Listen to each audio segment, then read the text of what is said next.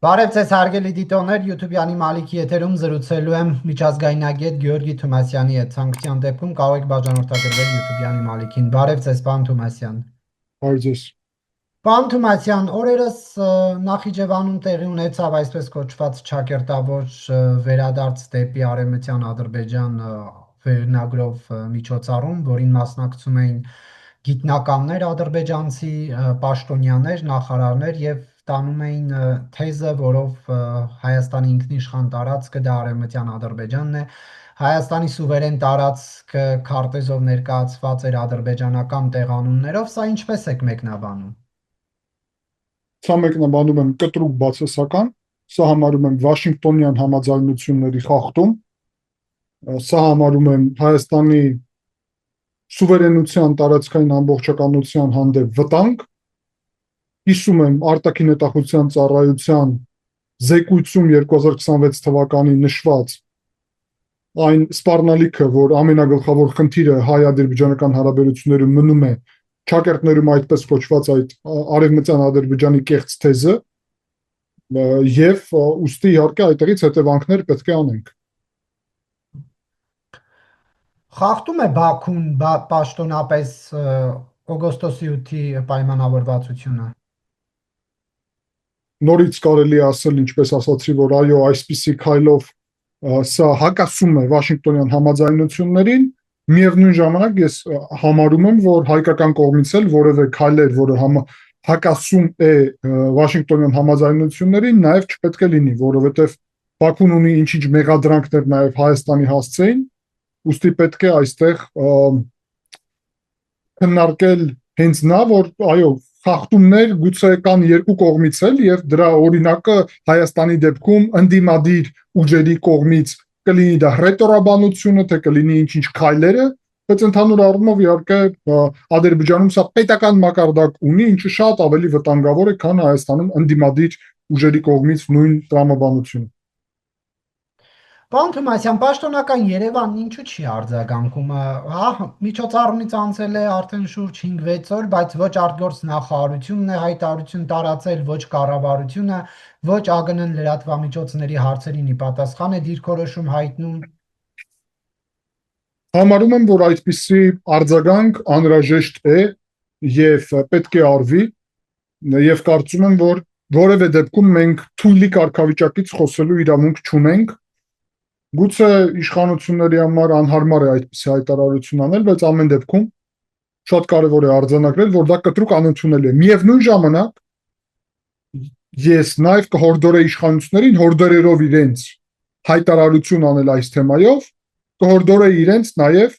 որ քայլեր ձեռնարկեն Հայաստանում Վաշինգտոնի օգոստոսի 8-ի համաձայնությունների դեմ քայլերի, նաև սահմանափակմանը, որոնք միտմամբ փորձում է այստեղ արվել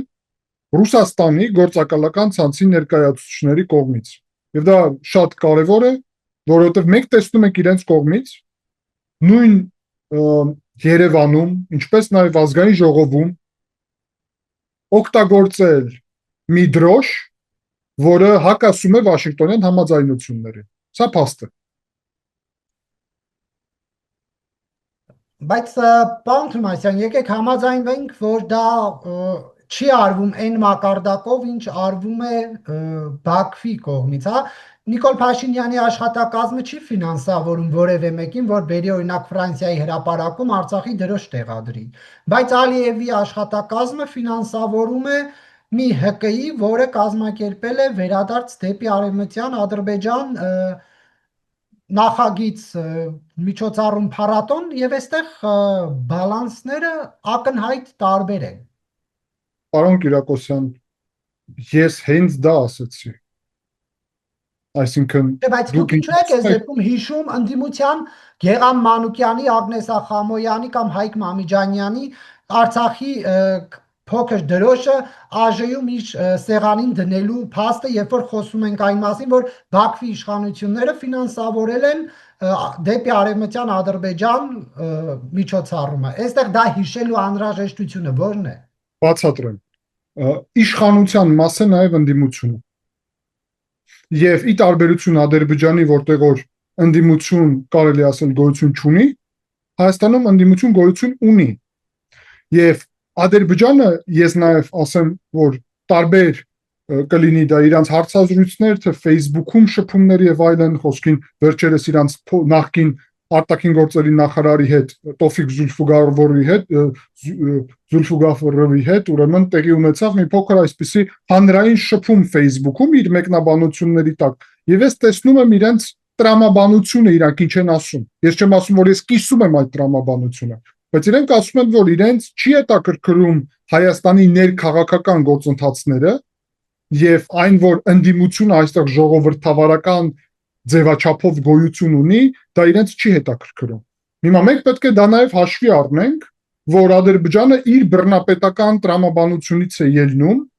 որ ազգային ժողովում ներկա դրոշը դա իրանց տրամաբանությամբ նաև խնդիր է։ Ես չեմ հավասարեցնում սա, ես ասում եմ, որ այս խնդիրը ամեն դեպքում գոյություն ունի, որտեղ ազգային ժողովը պետական կառույց է եւ ընդդիմությունը պետական կառույցում է ներկա։ Բայց եւս մեկ անգամ ես սա որևէ ձև չեմ ասում, ինչպես հակակշիռ։ Ես ասում եմ, որ Ադրբեջանը խախտում է Վաշինգտոնյան համաձայնությունները, մենք պետք է սրա դեմ հայտարարություն անենք, զուգահեռ դրա մենք պետք է ամեն ինչ անենք, որ սադրանքները Ռուսաստանի գործակալական ցանցի, որ Հայաստանն էլ ինչ-ինչ ձևաչափով խախտող դուրս գա Վաշինգտոնյան համաձայնությունների, սահմանափակենք, բավականին բնական բան եմ ասում։ Դա պարզապես ադրբեջանցիների կողմից մանիպուլյացիա չէ, որովհետև այստեղ ամեն դեպքում ինչքան էլ հա ընդդիմությունը ազատ խոսքի իրավունք ունի, բայց վերջնական որոշումը Փաշինյանի կաբինետն է կայացնում։ Եվս մեկ անգամ այստեղ հարց է հնչում, ազգային ժողովում ներկա այդ գործընթացները խոսքին, արդյոք դուք համարում եք, որ դա Ադրբեջանի հանդեպ տարածքային պահանջի տրամաբանություն չի պարունակում։ Ընդդիմության կողմից նկատի ունեմ։ Չէ, իրենք չեն ասել, իրենք նույնիսկ Արցախ ազատագրած Ռոբերտ Քոչարյանը նույնիսկ Քարոզ Արշավի թեժ փուլում պոպուլիստական հայտարարություն չի արել եւ չի ասել, որ ես ձեզ համար Արցախ եմ ազատագրելու։ Ես հիշեցնեմ ձեզ, որ Ռոբերտ Քոչարյանը ասել է, որ մենք չպետք է սահմանափակվենք 29742 քառակուսի կիլոմետրով։ Հիշեցնեմ ձեզ, որ իրանց նաև այդ թիմի մասը Բագրատ Գալստանյանը առհասարակ նոր քարտեզով է ներկայանում, որը փաստացի պարունակում է Ադրբեջանի տարածքը, Իրանի տարածքը, Թուրքիայի տարածքը եւ Վրաստանի տարածքը այդ քարտեզի վրա։ Եվ միևնույն ժամանակ հիշեցնեմ, որ Սամվել Կարապետյանը իր նաև միտինգի ժամանակ Նարեկ Կարապետյանը նույն ձև ներկայացնում էր իրենց ուրիշ պատկերացումները Ղարաբաղի համատեքստում, այսինքն եւս մեկ անգամ, որ այդ ուղղությամբ հիմա չգնանք անպայման մեր ամբողջ քննարկումը, ասեմ, որ այս հարցը իր լուծումը պետք է ստանա, որովհետեւ մենք պետք է հանրային կոնսենսուս ձևավորենք նրա մասին, որ Վաշինգտոնյան համաձայնությունները սա ոչ թե քաղաքացիական պայմանագրի համաձայնություններն են, այլ հայկական պետության համաձայնություններն են, եւ բոլորը ով չեն ճանաչում Ադրբեջանի տարածքային ամբողջականությունը, ստացվում է, որ նաեւ չեն ճանաչում Հայաստանի տարածքային ամբողջականությունը, որովհետեւ դա իրարից փոխկապակցված գործընթաց է, առանձին այդ գործընթացը չի ստացվում։ Մյուս կողմից եւս մեկ անգամ հաստատելով,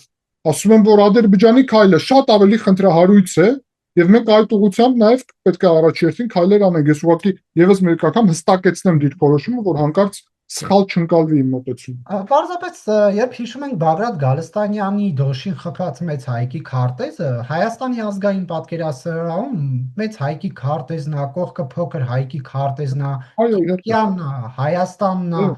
բայց եւ մեծ տենց պատին ամբողջական խփած է եւ չկա որևէ բան, հա, այսպես ասած, պետական մոտեցում, որ պետք է այդ ամեն ինչը ազատագրվի, այդ ամեն ինչը պետք է դառնա Հայաստանի նոր սահմանները։ Պարզապես մարդիկ պատմական հիշողությունը չմոռանալով, մեկը գործող ներկայիս Հայաստանի քարտեզն է փակցնում իշորին, մեկը մեծ հայկի, այսինքն դրանք հիմքեր չեն էլի, որ Ադրբեջանը Հայաստանի տարածքային ամբողջականությունը ներկայացնի որպես արևմտյան Ադրբեջան։ Ձեր հարցում կա պատասխանը։ Դուք ասացիք ազգային պատկերասրահ։ Այդ տեղը եւ թանգարանները ճիշտ տեղ են քննարկել պատմությունը, պատմական քարտեզները, բայց մի մարդ, ով Կտրիչ Ներսյանի համակարգի մեջ է եւ ով սկսել է քաղաքական շարժում, ով հայտարարում էր, որ Տավուշը հանձնում են եւ հիմա այդ քարտեզը օգտագործում է քաղաքական նպատակներով, այդ մարդը պատմության քարտեզը բերում է քաղաքականություն ներկա եւ ստեղծում է խնդիրներ, ընդ որում էլի եմ ասում 4 հարևան պետության այդ խնդիրներ, որովհետեւ դա բերվում է ներկա քաղաքական օրակարգ։ Դա իրարից անջատ բաներ են, որևէ մեկը չի ասում, որ թանգարանում որևէ քարտեզ չպետք է լինի, թանգարանը հենց դրա ճիշտ տեղն է։ Բայց երբ դա բերվում է ազգային ժողով, երբ դա բերվում է քաղաքական օրակարգ, ստեղծվում է խնդիր։ Խնդիր հենց Հայաստանի համար։ Ես եւս մեկ անգամ ուզում եմ ասեմ, որ մենք պետք է սա դիտարկենք ոչ թե Ադրբեջանի համատեքստից, ոչ, արեք մեր համատեքստից դիտարկենք։ Դուք ինքներդ ասացիք, վարչապետը ման է գալի պետության քարտեզով։ Բա հակակշիռ դրա պատմական քարտեզը դուք այդտեղ խնդիր չեք տեսնում։ Դա իրոք արվածը չէ, ոնց որ հակակշիռ։ Այսինքն ինչ է ստացվում, պետության քարտեզով մանեկողը հայրենասեր չէ ըստ իրենց, իսկ պատմական հայրենիքի քարտեզով մանեկողը հայրենասեր է, դա է ստացվում։ Դա ամենամեծ խեղաթյուրումն է, ամենամեծ ստախոսությունն է, որովհետև իրականում հայրենասիրությունը պետության քարտեզն է, որովհետև այսօր մեր զինվորները կանգնած են այդ պետության իրական Հայաստանի սահմաններին զենքով եւ պաշտպանում են իրենց կյանքով մեր պետական սահմանը։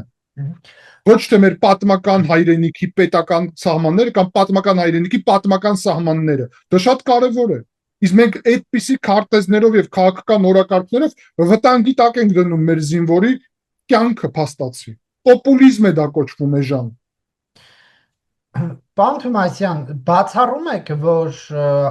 հայ-ադրբեջանական այս հարաբերությունների գործընթացում այդ հարցը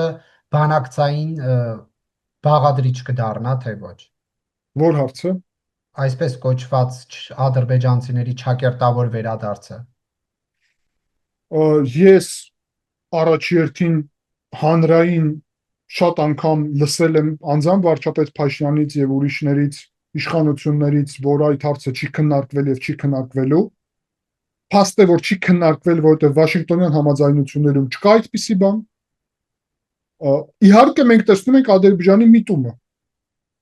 Զուգահեռ դրա տեսնում ենք ով է սպասարկում այդ թեմայի արկայությունը ներքաղաքական դաշտում։ Գիտեք, անդիմադիր ուժերը, որոնք մեզ ամեն օր հիշեցնում են Ադրբեջանի քարոզը, այդտեղ հարց է առաջանում, ինչ են անում։ Այսինքն ազգին վախեցնում են Ադրբեջանով, հայերեն լեզվով։ Մեր հիմա սահմանին կանգնած զինվորին հերիք չի, որ Բաքվից ինչ-ինչ հայտարարություններ կա եւ այդ զինվորը իր կյանքով պաշտպանում է սահմանը, Երևանից էլ են հայտարարություն անում, որ զինվորին կասկածի, ինչ որ կասկածի տակ եւ հարցի տակ դնեն, որ իբրև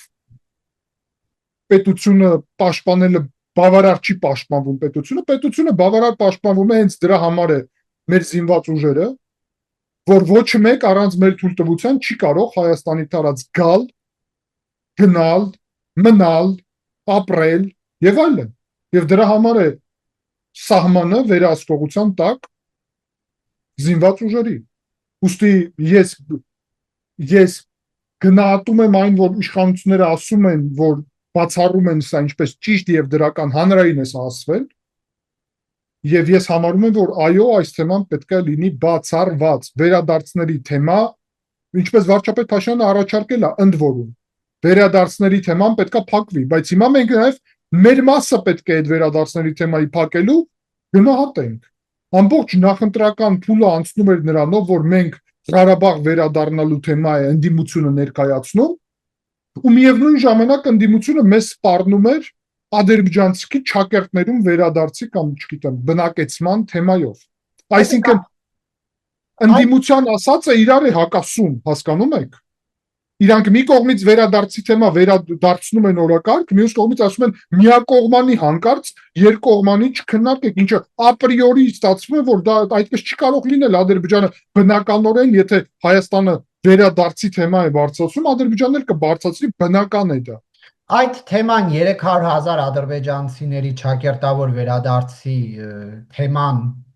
դրոշակ դարձրած Սամվել Կարապետյանն ու իր թիմը հիմա մատնացույց են անում, ասում են, տեսեք Օրդուբատում ինչ է կատարվում։ Երբ որ ասում ենք, ասում եք Նիկոլ Փաշինյանը ընտրվեց 300,000 ադրբեջանցիներ են գալու Հայաստան, արդեն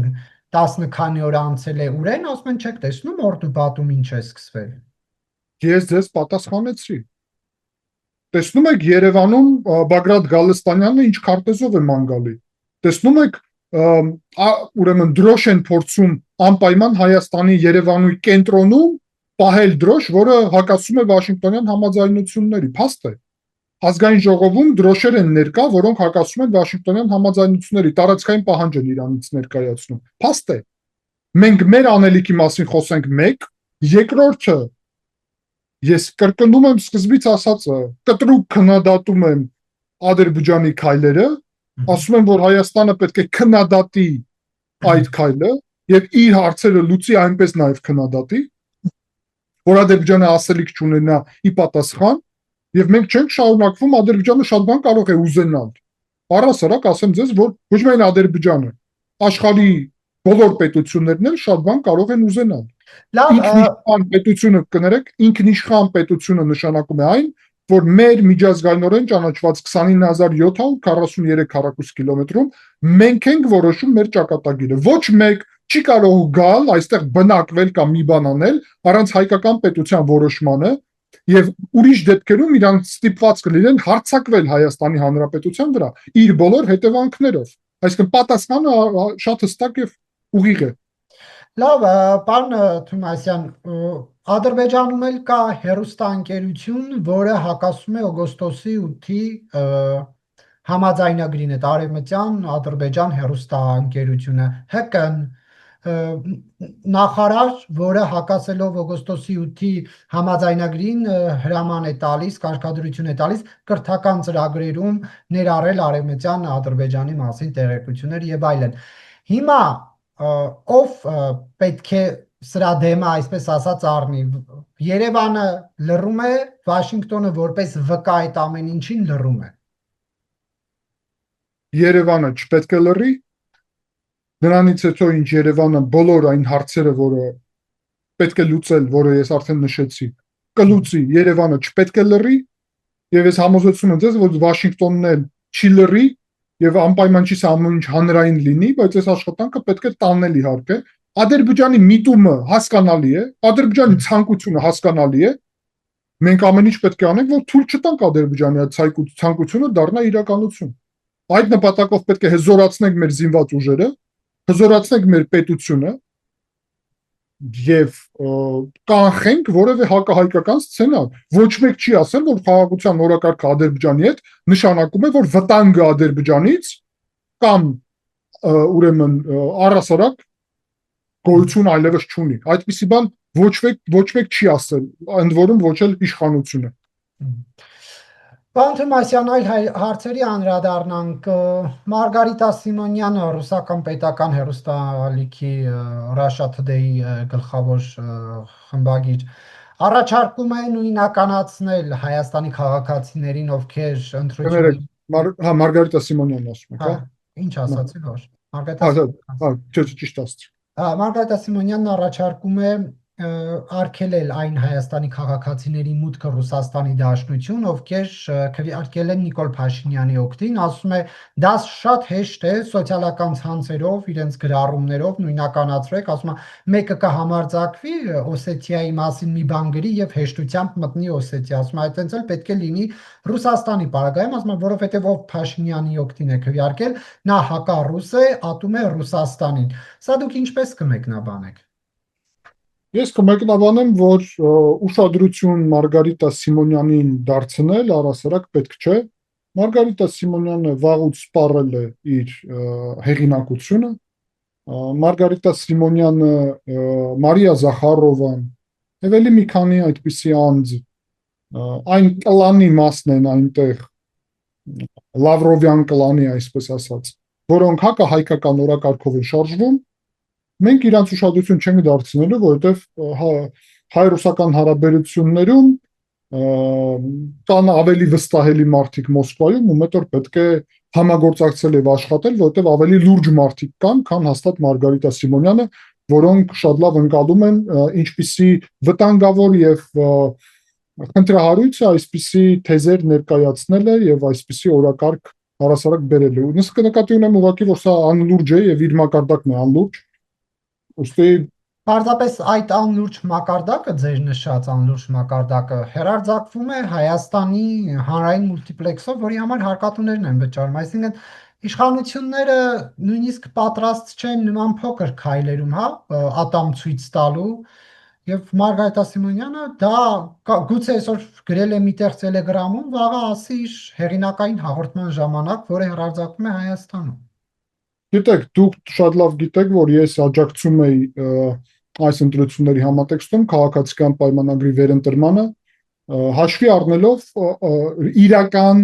այլընտրանքը այդ ուժերի, այդ բազմագլուխ, օլիգարխիկ, գործակալական ցանցը։ Բայց դա չի նշանակում, որ քաղաքացիական պայմանագիրը այդ թվում իմ գնահատականով սխալներ չունի։ Ունի, եւ սխալներից մեկը այն է, որ ինչպես Ադրբեջանի համատեքստում ես արդեն ասացի, որ դուք ինչպես նշեցիք ատամներ ցույց տալիս բառապաշարը օգտագործեցիք, նույնը Ռուսաստանի առումով նույն այդ մուլտիպլեքսից հանելու հարցում եւ այլն, այդ առումով իշխանությունների թուլությունը իրական խնդիր է եւ կա անհրաժեշտություն, որ իշխանությունները լուծեն այդ հարցերը եւ գլխավոր առումով լուծեն այն հարցը, որ իրանք թույլ դիրքերից չմոտենան այսպիսի պետական կարևորագույն խնդիրներին։ Այսինքն փակել մուլտիպլեքսի այդ հարցը եւ լուծել այդ հարցը, բայց գուցե հիմա հարմար ժամանակ չի դրա համար, գուցե, որովհետեւ այս պայդրությամբ գնում է գործընթաց Մոսկվայի հետ, որովհետեւ Մոսկվան դեռ չի կայացրել որոշում հունիսի 7-ի ընտրությունների համատեքստում, ճանաչում է, թե չի ճանաչում, համագործակցելու է թե ոչ, եւ որևէ հիմա կտրուկ քայլ այս պահին Հայաստանի կողմից կարա էլ ավելի լարի իրավիճակը, որովհետև գնում են բանակցություններ։ Ինչ գործընթաց է գնում, ինչ բանակցություն, որովհետև այդ մասին հայտնի չէ մեզ։ Ամեն ինչ չպետք է լինի հանրային, տեղի է ունենում գործընթաց, որը վերաբերվում է նրան, որ Մոսկվան կողմնորոշվի, օրերս գիտեք, որ Լավրովը նաև միջև այդ խոսել էր եւ իր գերատեսչությունը խոսել էր արտաքին գործերի նախարարությունը նրա մասին, որ իրանք լեգիտիմ չեն համարում ինչ որ առումով, որովհետև շատ ըստ իրենց խախտումներ կար եւ այլն եւ նույն իրանք կլանի ներկայացուցիչները, որը դուք նշեցիք, Մարգարիտա Սիմոնյանը եւ այլն, նույն տրամաբանությամբ ագրեսիվ ռետորաբանությունն են կիրառում։ Դրա զուգահեռ մենք տեսնում ենք բավականին չեզոք եւ հետաքրքիր դիրքորոշում Ռուսաստանի նախագահի օգնական արտաքին գործերում Յուրի Ուշակովի, ով ասաց, որ որոշումը այս պայդրությամբ 3 է ասել սա, կա Հայաստանի թեմայով, միջև այդ Նարիշկինը արտաքին հետախուզության պետը Ռուսաստանի հայտարարել էր, որ իրանց համար կարևոր է, որ Հայաստանը միայն արևմտյան բևեռում չհայտնվի, որովհետև այդ դեպքում հարաբերությունները կվտանգվեն։ Սա նաև դրական հայտարարություն է, որովհետև Հայաստանը չի առաջարկում եւ չի ցանկանում միայն արևմտյան բևեռում հայտնվել, հակառակը հարցը նրանում է, որ միայն ռուսական բևեռում Հայաստանը չի լինի, խնդիրը հենց այդտեղ է, բալանսավորված եւ բալանսավորման քաղաքականությունն է առաջարկում, եւ ասեմ ձեզ, որ նաև Կոպիրկինը,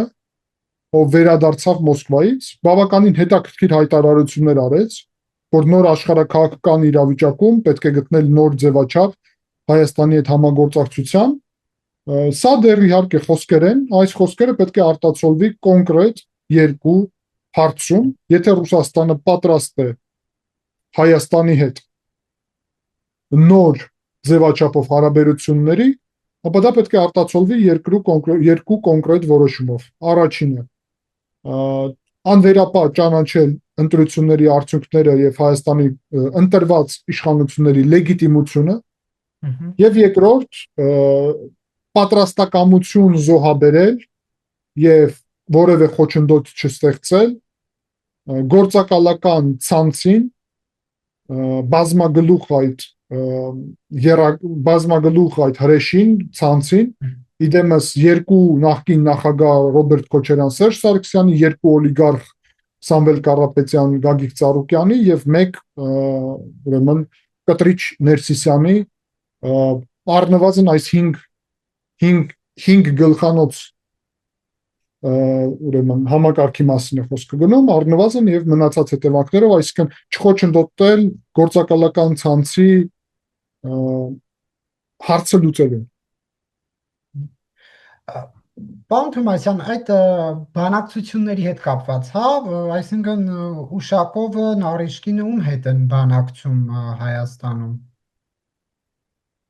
Ես ասացի ձեզ, որ երկու բևեռ գոյություն ունի, հանրային, ես հիմա ասացի։ Բանակցել ես նկատի ունեմ ուղիղ բանակցություններ։ Ես նկատի ունեմ, որ գոյություն ունի երկու բևեռ, եւ ակնհայտ է, որ երկու բևեռը Մոսկվայում չի կողմնորոշվել դեռ, որովհետեւ Վլադիմիր Պուտինը պետք է հստակ դիրքորոշում ունենա։ Ճանաչում է Նիկոլ Փաշինյանը ինչպես իր գործընկեր, թե ոչ։ Այս պայծությամբ այդպիսի որոշում չկա, ընդ որում այդ որոշումը ի վերջո նաև մեզ պետք է հայտնի հենց Ուշակովը, որը անմիջապես նախագահական աշխատակազմում է աշխատում եւ անմիջապես Վլադիմիր Պուտինի օգնականն է։ Այս պայծությամբ որոշում չկա, որովհետեւ ես հանրային էլ տեսնում եմ,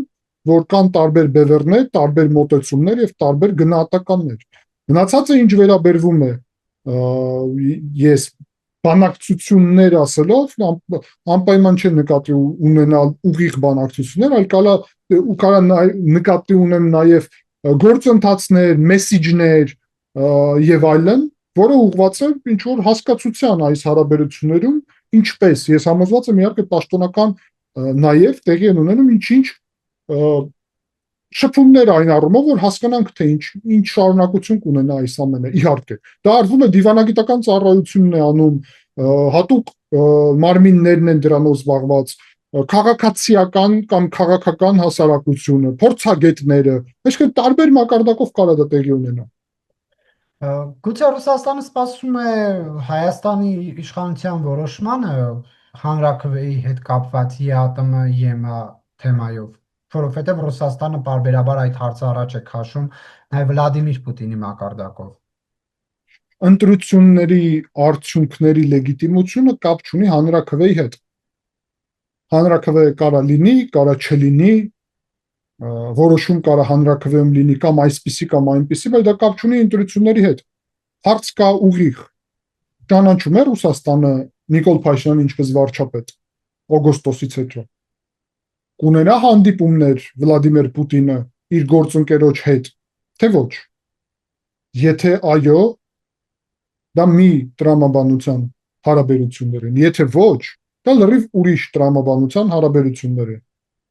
Ակնհայտ է, որ գործակալական ցանցը դրդում է Ռուսաստանին չճանաչել ընտրությունների արդյունքները։ Ես ասում եմ հանրային եւ նաեւ ռուս համապատասխանող սրան պաշտոնյաներին, որ այդպիսի որոշումը կլինի ծանրագույն հետևանքներ ունեցող հայ-ռուսական հարաբերությունների համար։ Գրիգորյանին ուղարկելով Արմեն Գրիգորյանին անվտանգության խորհրդի քարտուղար Գրիգորյանին ուղարկելով Ուկրաինայի թեմայով այդ քննարկմանը Հայաստանը դիրքորոշում չի հայտնում, մեսիջ չի հղում Ռուսաստանին։ Հայաստանը Ռուսաստանին վաղուց ասել է, որ ուկրաինական հակամարտությունը իր դաշնակիցը չէ։ Հայաստանը մասնակցում է միջազգային գործընթացներում, որոնք ուղղված չեն Ռուսաստանի դեմ, որովհետև խոսք է գնում Ուկրաինայի վերականգնման մասին, մենք Ուկրաինայում ունենք հսկայական համայնք, շատ մեծ համայնք։ Հայ եւ ուկրաինական ժողովուրդների միջև կա բազմադարյա կապեր։ Մենք մեր շահերից ելնելով չենք կարող թույլ տալ, որ ուկրաինական պետության եւ ազգի հետ ունենանք որևէ խնդիր, որովհետեւ մեր համայնքը այնտեղ ապրում է։ Ընդ որում մենք շատ ավելի մեծ համայնք ունենք նաեւ Ռուսաստանում եւ մենք մտահոգված լինելով մեր հայրենակիցների ճակատագրով Ռուսաստանում, ասում ենք, որ ես անձամբ ասում եմ, մենք ուզում ենք լավ հարաբերություններ Հայաստանի եւ Ռուսաստանի միջեւ, բայց նաեւ լավ հարաբերություններ Հայաստանի եւ Ուկրաինայի միջեւ։ Եվ թող Ռուսաստանը չակնկալի որ մենք պետք է Ուկրաինային թշնամի համարենք, ինչա որ Ռուսաստանն է այդպես համարում, ինչպես Ռուսաստանը երբեք Ադրբեջանին թշնամի չի համարել, երբ մենք թշնամական իրավիճակում ենք գտնվում։ Սա այսօրվա աշխարհակաղակական իրողություններն են։ Պարոն Թոմասյան, ինչ ակնկալիքներ ունենալ Սահմանադրական դատարանից, ինչպես գիտեք, 7 ուժ դիմել է ընտրության արդյունքները չեղարկելու, մեկը վերաքվեարկության հարցով, հա։ Գիտեք, Սահմանադրական դատարանը հենց այն մարմինն է, որի առումով ակնկալիքներ ունենալը կլիներ շատ խնդրահարույց, որովհետև սա անկախ մարմին է, հատկապես որ բավականին կողմից ընտրված մեծամասամբ իշխանամերձ դեմքերով անկախ մարմին է սա։ Գիտեք, ընդհանուր առումով սահմանադրությամբ սա անկախ մարմին է, շատ մեծ կարևորություն ունեցող։ Մյուս հարցն է, եւ դուք լեգիտիմ հարց եք իհարկե բարձրաձայնում, թե ինչքանով է որակը այդ անկախության բարձր կամ ցածր։ Ամեն դեպքում ես հուսով եմ, որ այդ մարմինը կկայացնի անկախ որոշում իր սահմանադրական իրավունքներից ելնելով եւ կկայացնի այն որոշումը, որը համապատասխանում է Հայաստանի սահմանադրությանը։ Վերջ, այս հարցի մասին որևէ քաղաքական մեկնաբանություն անելը սխալ է։